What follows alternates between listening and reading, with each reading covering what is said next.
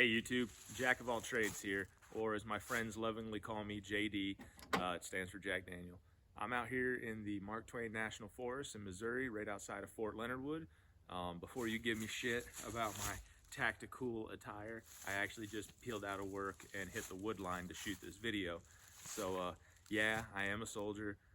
Certainly doesn't define who I am, but you're probably gonna see me, wearing the pants and boots occasionally, as I don't like to waste time with, outfit changes if I don't have to. Maybe if this video gets enough traction and someone says something to me, I'll change. But I mostly just grabbed my hunting gear out of the truck, threw it on.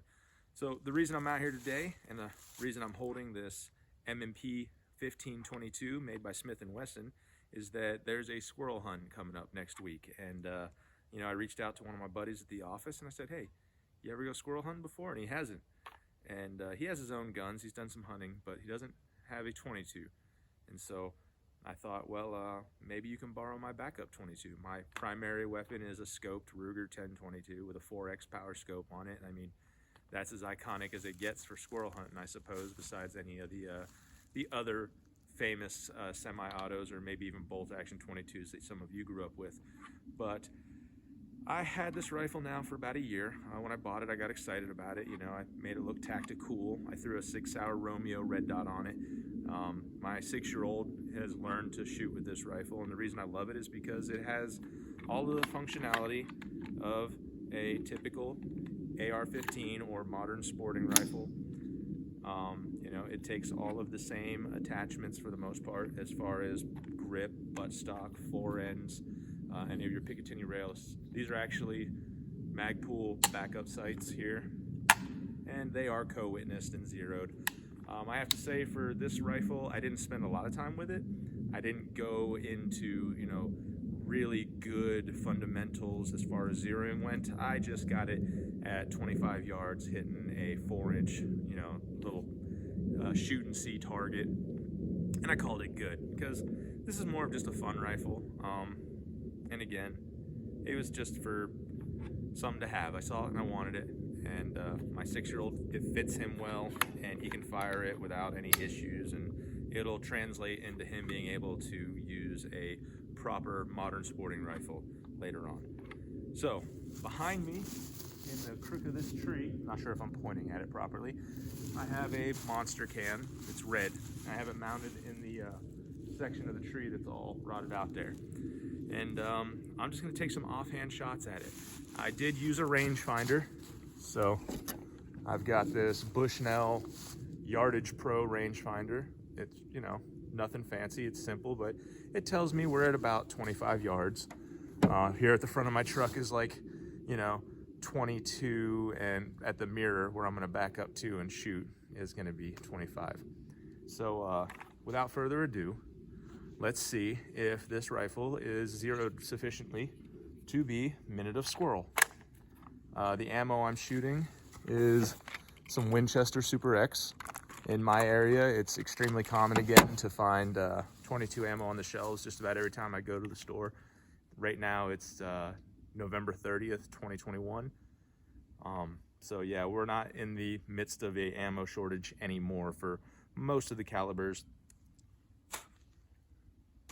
A gnat just flew in my mouth. Yeah, we got 9mm and everything like that on the shelf. 5.56, 7.62. Your really high-end 6.5 Creedmoor, the new hot rounds that are on the market that everyone loves so much. Those are still tough to get, but you will find them if you call ahead, and they're not flying off the shelves like they were. So let's shoot some monsterkin.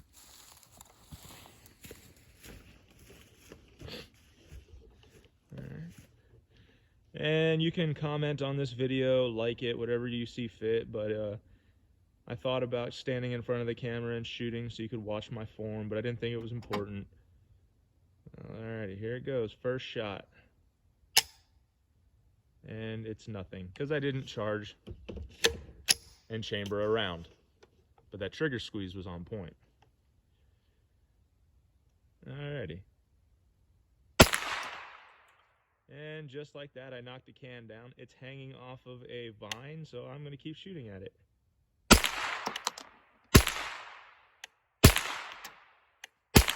Oh yeah, it's dancing.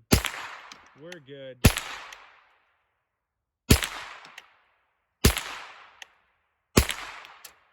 Oh man. Alright, so that was easy.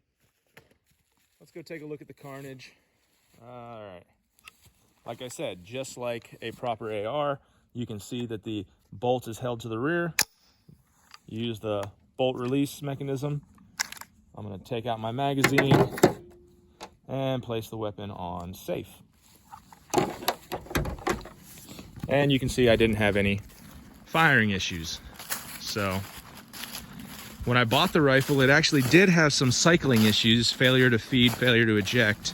And what was going on was there was an extraction pin ever so slightly off of its appropriate position. And so took a pair of pliers, bent it the way it needed to be, and haven't had an issue since. And as you can see, we lit that can up pretty good. So before I took this video, I did shoot it a couple times just to verify that before I recorded, I didn't have to do any major adjustments. But yeah, that can is dead. It only had about 4 holes in it before I started. So you can see now we got 1, 2, 3, 4, 5, 6, 7, 8, and then the rest of them are up in the top. So I was aiming center mass. So this was my point of aim, and I just pulled the trigger at will. Again, not going for any high level marksmanship here. Okay.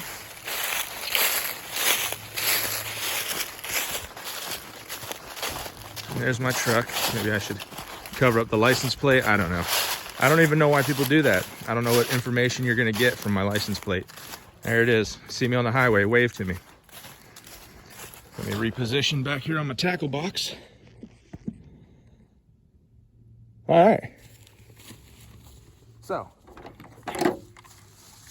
would it be my first choice for a squirrel hunting rifle? Nah. But considering a Ruger 10/22 is a semi-automatic that holds 10 to 25 rounds or even more depending on what magazine choice you're using, this is a semi-automatic rifle with 25 round magazine, and they both function the same.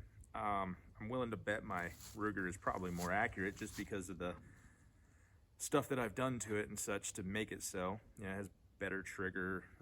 It's a floated barrel version. So yeah, if you are interested in getting an MP 1522 and you have thoughts about using it for small game hunting, as long as your state allows it, I don't see why it wouldn't work. Again, jack of all trades, thanks for stopping by.